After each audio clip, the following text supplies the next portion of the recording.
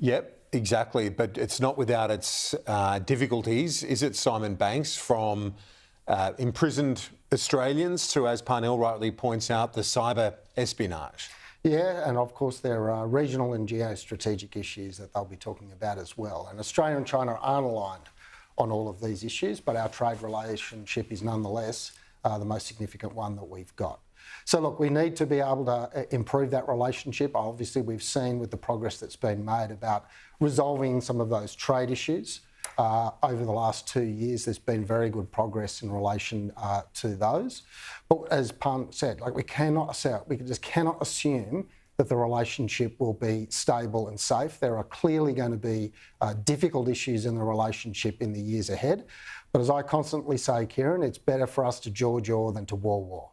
Yeah, that's the famous phrase indeed, and you've got those images there live from Parliament House. You can see a few officials mingling, a couple of parliamentary broadcast staffers, as well as you see the preparations now being finalised for this ceremony. We'll have all of it live for you, followed by some remarks. And Parnell, the thing is, and this is what I found intriguing, speaking to the former ambassador, Jeff Raby, former ambassador to Beijing, he said the trade relationship had grown massively in the 7 years since the last official visit. So even when things have been rocky, the economic ties have remained strong and growing, even though some specific areas had been targeted with sanctions.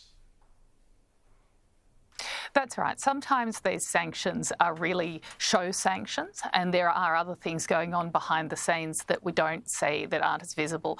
So, I mean, of course, we have a lot of Chinese expats living in Sydney. Or in Australia. We have a lot of people who now have families, who are permanent residents, who are citizens here, who still have ties back to China, and that promotes other kinds of exchange and growth. And so these ties exist, but of course we also have to be very careful, on the other hand, that China isn't using those ties to have nefarious influence on Australia, because they do also, while it's beneficial on the trade side, they do have a tendency to use people living in Australia as pawns to get things done by threatening harm to their family back at home. So, we must never lose sight of the fact that we're dealing with a dictatorship, with an authoritarian regime, but at the same time, we have to try and find ways to get along and have a healthy relationship that's as healthy as possible.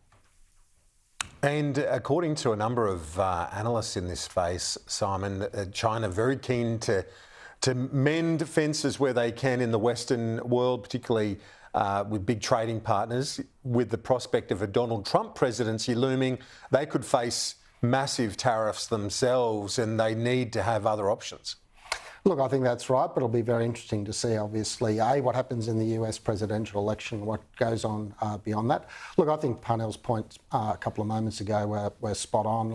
This is a complex and difficult relationship, but a really critical one for the Australian economy.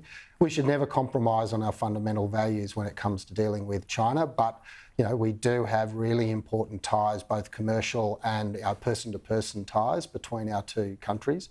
And ultimately, I think this is one of the great roles that Australia has played throughout the last 50 years in its relationship with China. No one doubts on either side of this whose side we are ultimately on, but we are always an important bridge, particularly between the Americans and the Chinese. I think that's where Australia, as a middle power diplomacy, plays a really important role in the world. We're never going to determine those issues ultimately between those two great superpowers, but we can play a role to help them understand and to navigate those differences in a way which keeps the world peaceful, and that is in everyone's interest. Parnell, let's turn our attention to a couple of opinion polls out today.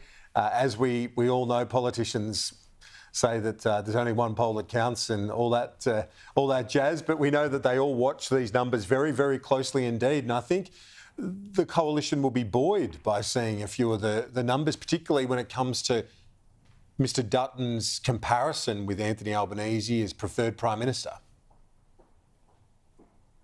Yeah, I think we spoke about this on Friday. In fact, you know, this is, to my mind, the electorate really embracing the realism that Dutton is bringing to debates.